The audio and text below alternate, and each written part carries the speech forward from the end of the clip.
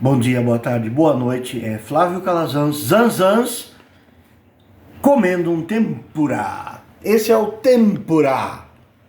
Tempura. O tempura é interessante por ser um prato japonês que pouca gente sabe que, na verdade, é um prato católico. É um prato dos cristãos.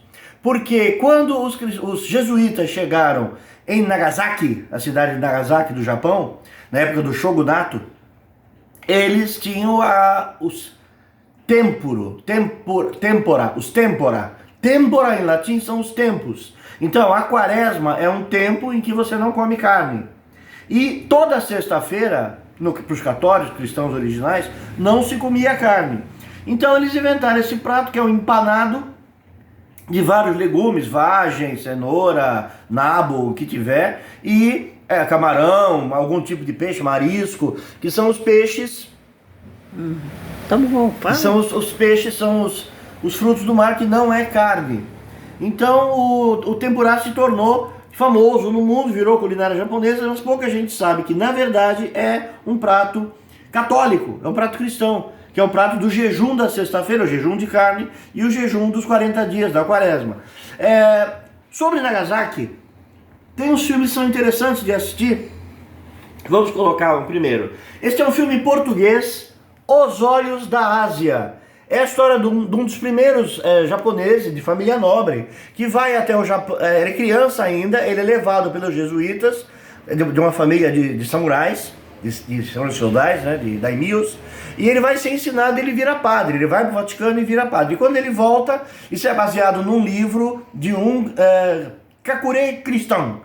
Os kakure cristãos são os cristãos escondidos, porque era proibido o cristianismo no Japão.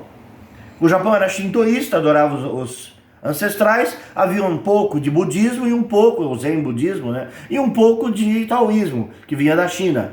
Que eles chegam por Okinawa, que é, por exemplo, o karatê Shorin-ryu, que é uma pronúncia japonesa de Shaolin, Shorin-ryu, Shaolin, pequeno bosque. E esse caso desse aqui é um livro de um escritor japonês que é cristão, e ele fala a história do Olhos da Ásia, que é esse japonês, e que ele ficava dizendo nos sermões: esses olhos viram o Vaticano, esses olhos viram Roma, e aí o Shogun manda arrancar os olhos dele. Como não deu muito certo arrancar os olhos, porque ele continuou pregando, continuou falando, ele se torna um dos primeiros mártires. São 100 e tantos mártires japoneses. Eles eram, para não criarem as cruzes, não fazerem os símbolos deles, ele mandava o exército, o Shogun mandava o exército defecar e urinar em uns buracos, e os cristãos, os padres, eram pendurados com a cabeça dentro do buraco. Faziam-se um corte atrás da orelha, um cortezinho, e a pressão do sangue descendo ficava pingando. Então a pessoa ia perdendo pressão arterial, ia sangrando lentamente, enquanto estava a cabeça dentro de uma fossa, sentindo cheiro de urina e fezes sem parar, por horas, por dias. Um deles morre, e esse morre, inclusive, né? E um deles faz apostasia, ele é apóstata, ele desiste e ele passa a servir o Shogun. Então a história Olhos da Ásia é bem fiel ao livro.